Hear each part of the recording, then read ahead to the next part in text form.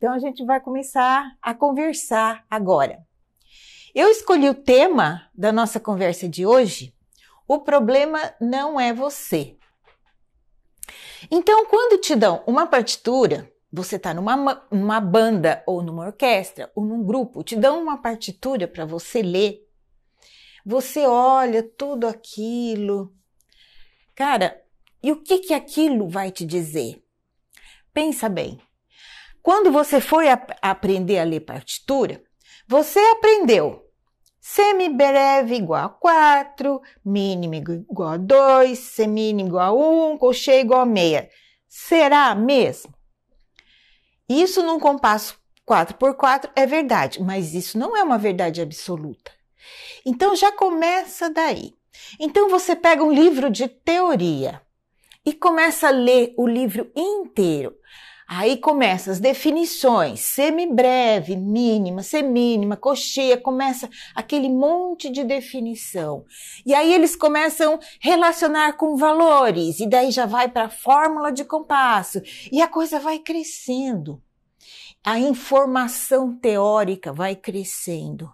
Só que essa informação teórica, quando está desvinculada da prática, ela só deixa você mais confuso, entende? Então, o aluno que começa com informação teórica pura, sem o acesso à prática, ele não consegue depois transferir para uma partitura e tocar e solfejar. Qualquer que seja o instrumento do aluno, ele não consegue.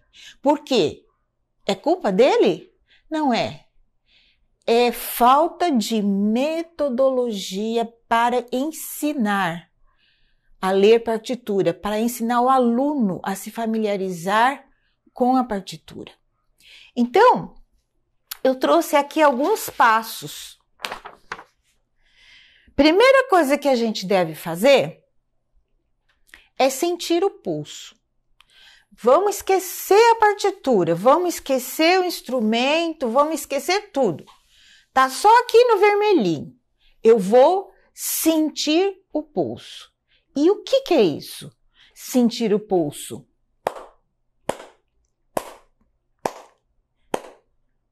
Qual é a diferença entre sentir o pulso e saber se o compasso é quaternário ou não? Qual é a diferença disso aqui? Entre pulso e tempo. Aqui eu tenho um pulso, aqui eu tenho tempo. Qual é a diferença?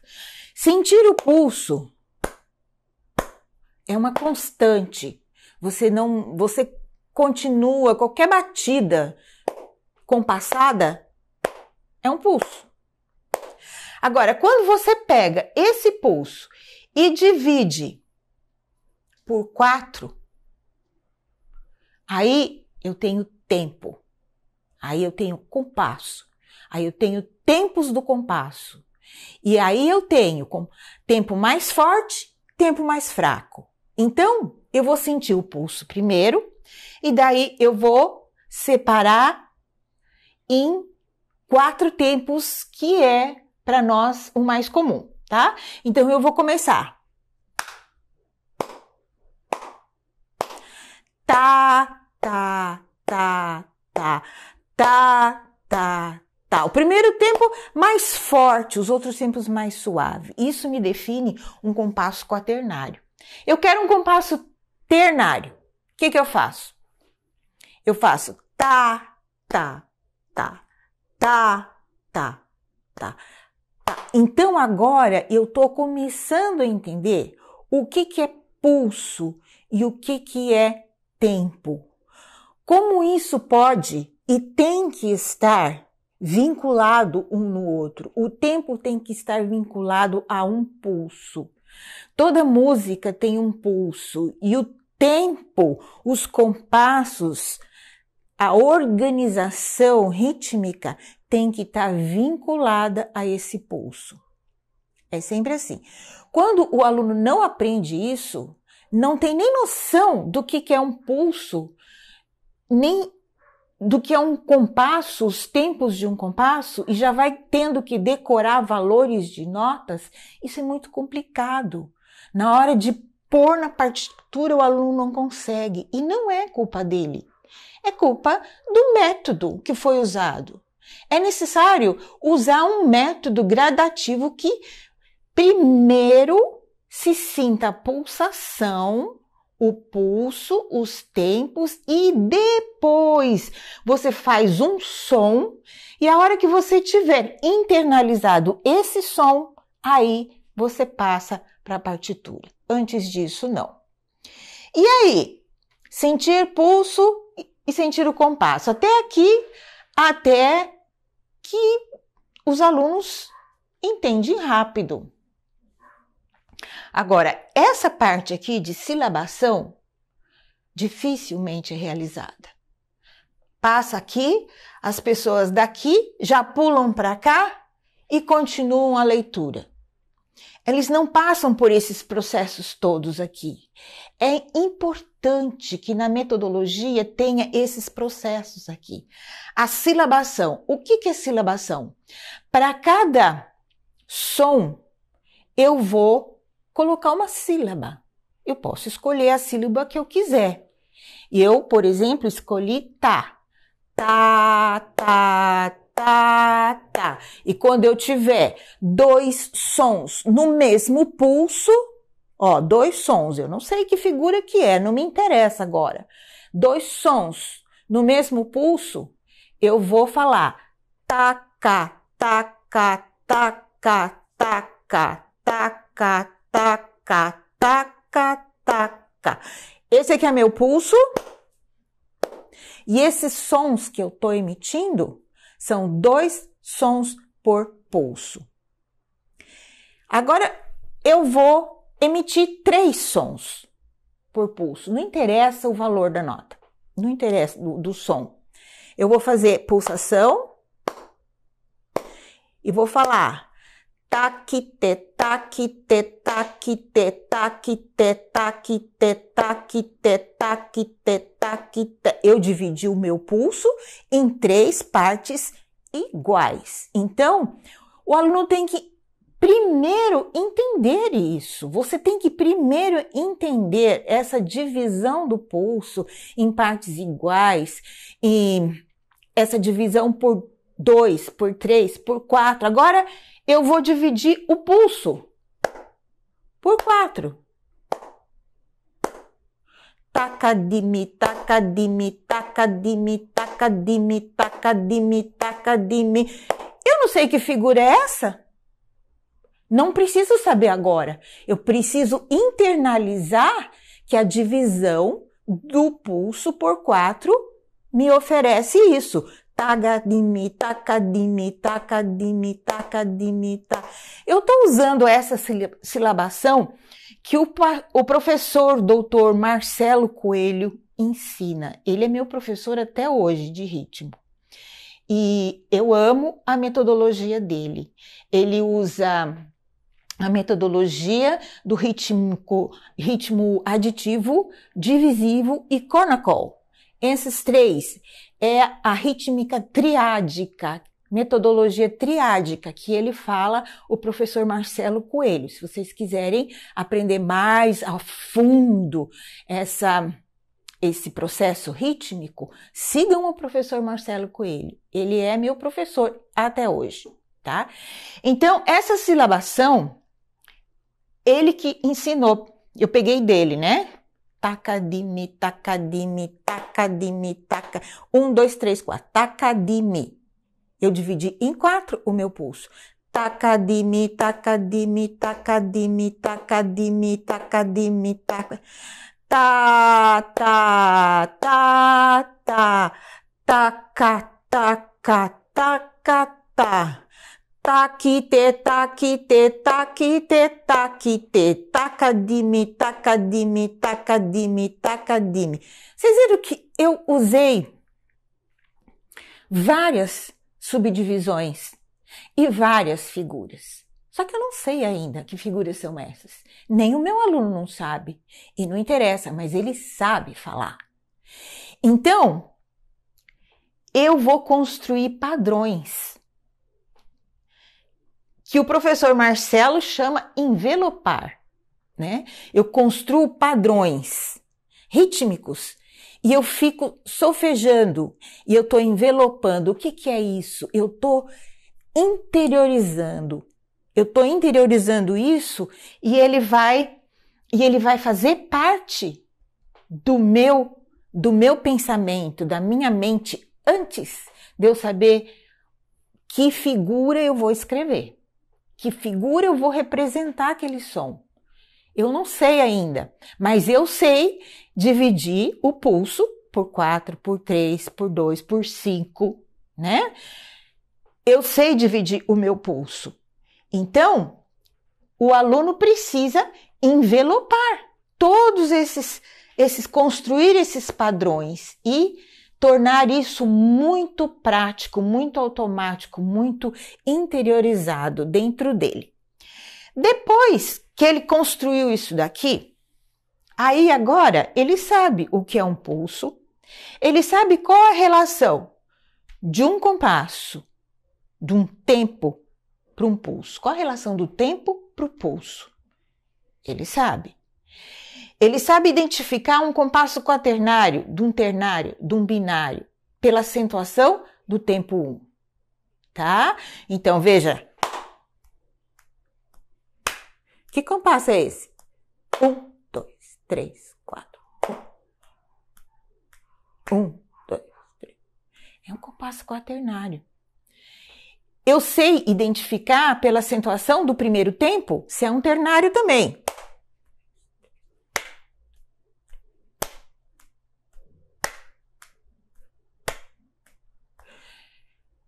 E assim o aluno compreende, né, ouvindo, o que faz o compasso ser um compasso quaternário. Daí eu posso começar a ensinar a fórmula de compasso para construir um compasso quaternário. E a silabação vai ajudar nas divisões. Deixa eu pôr isso aqui para cá. Então, a silabação vai ajudar nas subdivisões. Aqui, ó.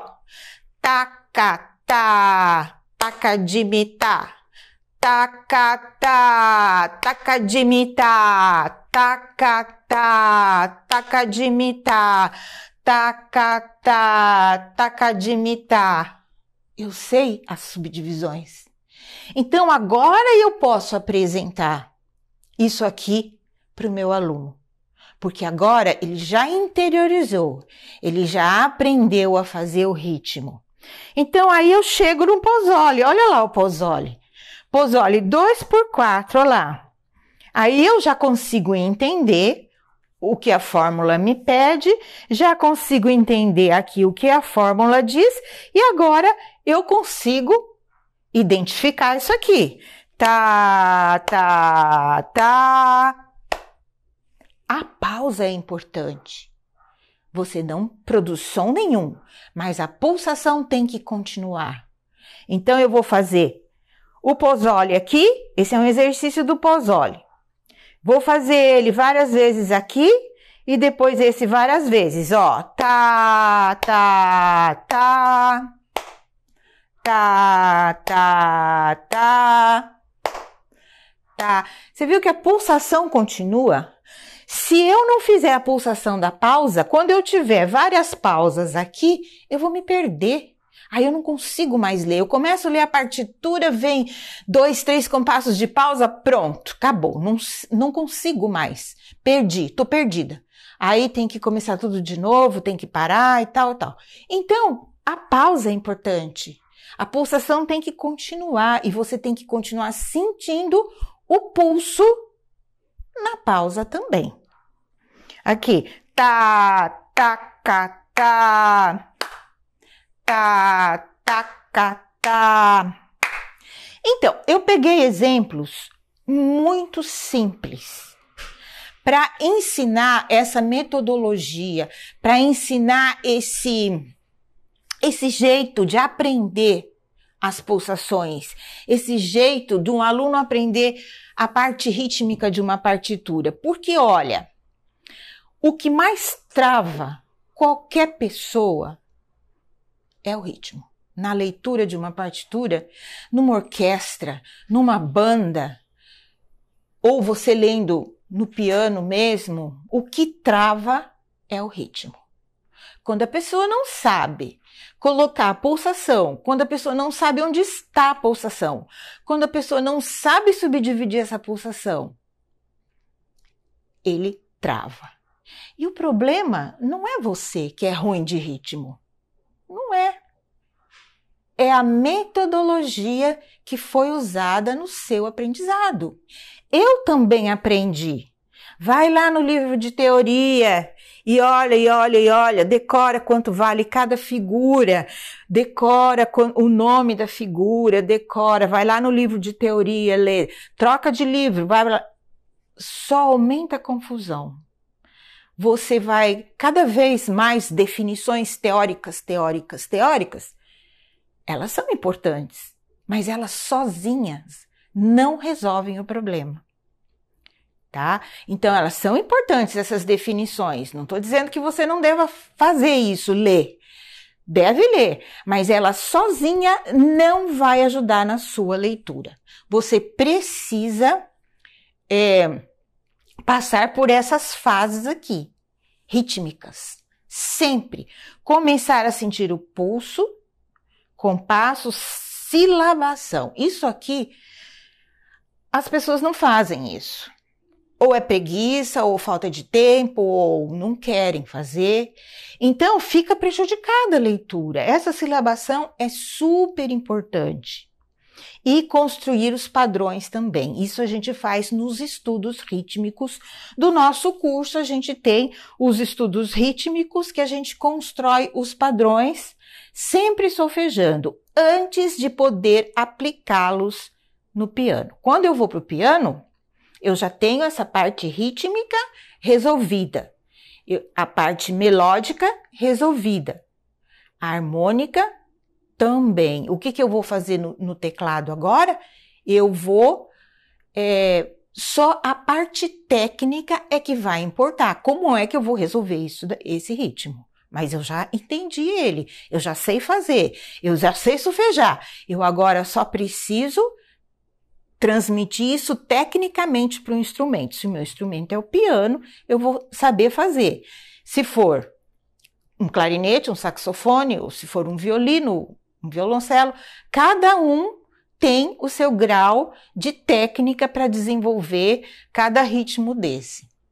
Então, eu peguei hoje essa parte aqui, eu dei exemplos muito fáceis, mas eu quis deixar muito claro a importância de você entender o pulso. Numa leitura de partitura, a primeira coisa que se faz é descobrir onde está o pulso. É a primeira coisa. Onde está o pulso? Que compasso? Qual a unidade de compasso? Qual a figura que vai me preencher o pulso? Essas coisas são as primeiras. Sem isso, não adianta, você não vai conseguir ler a partitura. Tá bom? Qualquer pergunta, estou aqui para responder, estou aqui para conversar com vocês. E vocês vão saber, podem perguntar, podem mandar. Olha, me sigam no Instagram, no Facebook, eu tenho uma página lá que vocês podem mandar perguntas e tudo, e no YouTube também. Acessa lá o YouTube, se inscreva no meu canal e você vai ter sempre uma matéria nova para você aprender, tá bom? Então vai lá, te espero lá. Tchau, beijo!